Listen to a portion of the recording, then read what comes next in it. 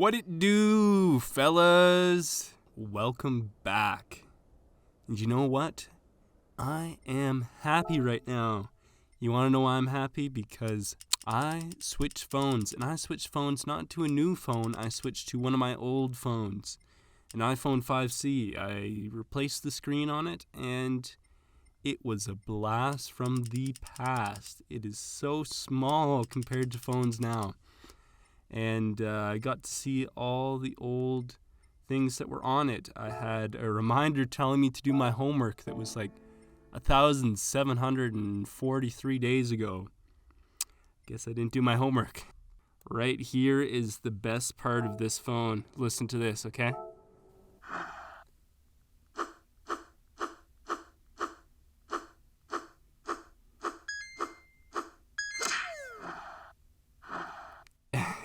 I got two. Anyways, that is, if you don't know what that sound is, you are way too young. And you need to familiarize yourself with one of the greatest games of all time, kid, okay?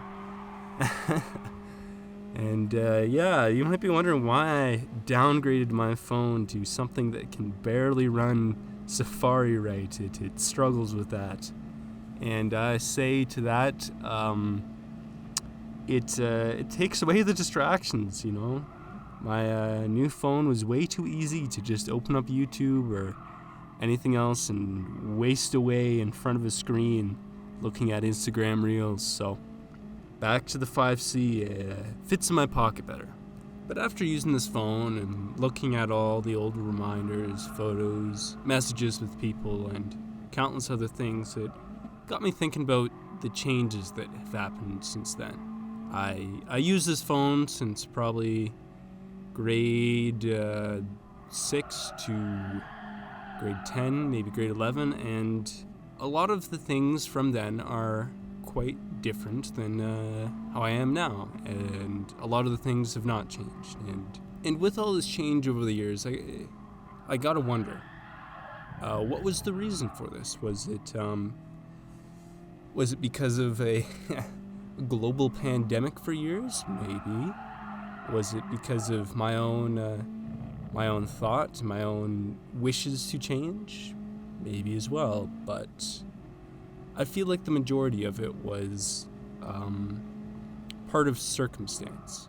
Like one of the reasons why I retook my calculus course was just because I was encouraged to do it, and it got me thinking about decisions I made and things that happened to me. What if some of those things changed? What if I didn't decide to retake that pre-calculus course? What if I didn't decide to quit the volleyball team that I was part of, and countless other things? And it got me questioning how much of who I am has been dictated by things that I left out of my control.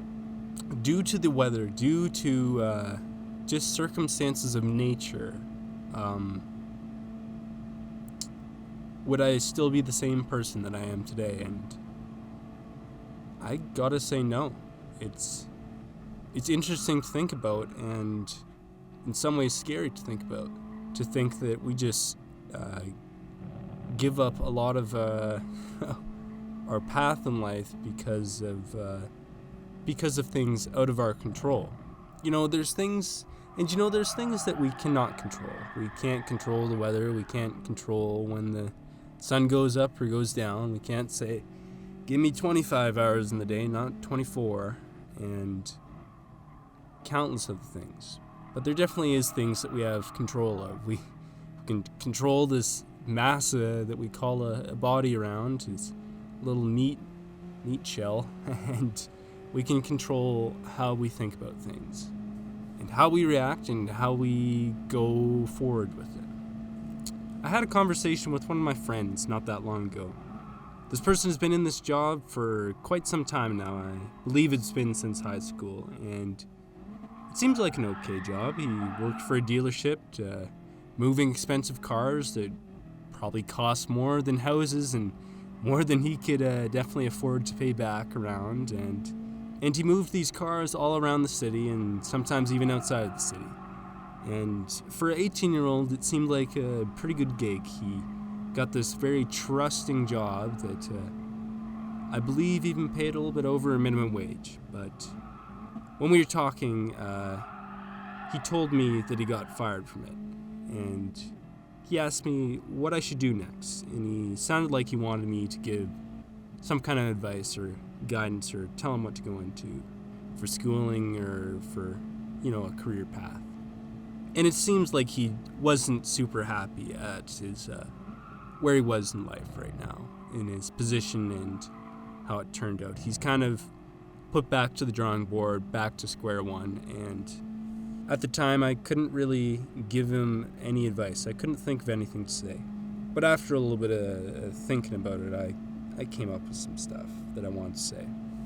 And as I thought about my experience going back to this old phone and thinking about my old self and changes and Flappy Bird, I kind of connected it to his situation.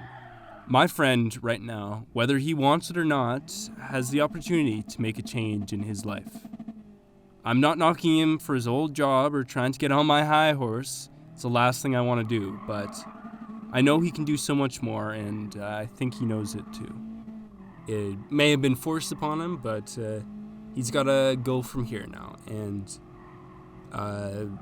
one of the things you've got to be wary about is you need to be in control of this change. You cannot let it be dictated by things out of your scope, by the weather, by your family, by things that are not you. Making a change is hard, though. It's hard to decide what that change will be, and it's hard to do the change itself. It doesn't happen over a day, or if that was true, we would all be millionaires, and I would be probably sitting on a beach or something right now. But change is hard to do. It's hard to change your ways, and it's hard to become something else. But it can be done. A crack addict can be the president of the United States if he really wants to. It can happen.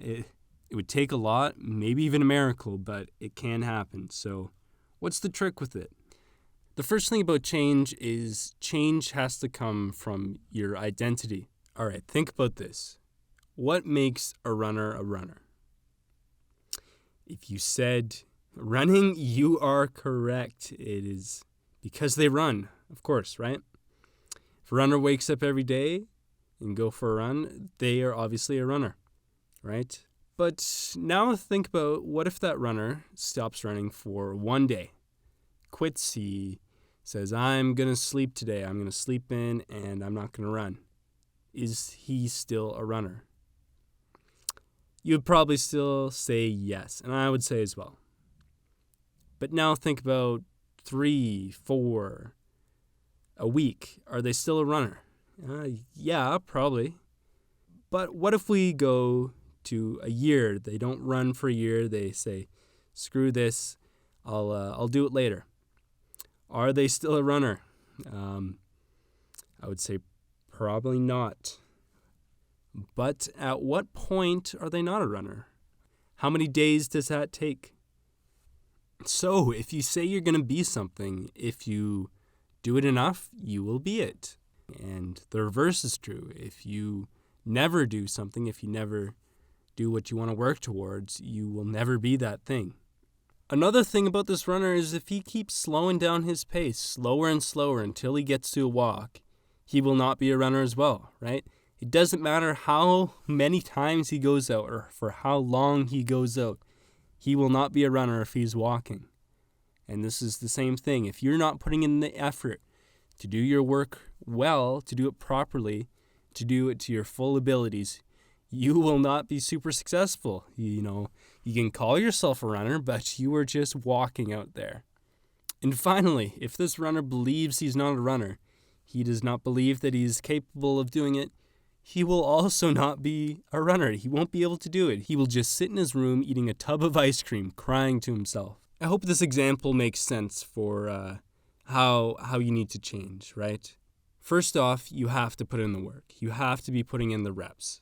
Second, you have to be putting in good reps. You can't be just half-assing the job. If you want to do something, you have to do it well. And third, you have to, in your mind, tell yourself that you're capable of doing it, and then do it. And the final thing that I want to leave you guys with today is this one sentence there that I heard from Jim Rohn. It might not be the exact same wording, but here it is. Lots of people work hard, but not a lot of people think hard. And think about it. There's people that spend their lives working so hard for something and get little pay or little to show for it. Thinking about the future is hard, and lots of people don't do it. A lot of people live paycheck to paycheck and just are content with where they are at, and sometimes not even content about it, but do not spend the time to think about it and think about the steps to make that change. So at least think about it. All right, that's about it for today. This was a hard one this time. I couldn't really get my thoughts out too well, but I just went for it, recorded probably, about an hour or more of stuff, said this isn't good, and recorded it again. And sooner or later, I hope to get to the point where I just get it in one shot, put my words together very nicely in compact way and a very potent way that tries to get as close as I can to the feelings that I have and put them out into a form that other people can understand that's not just mush. But yeah, anyways, thank you so much for sticking around, and I'll see you guys in the next one. All right, bye.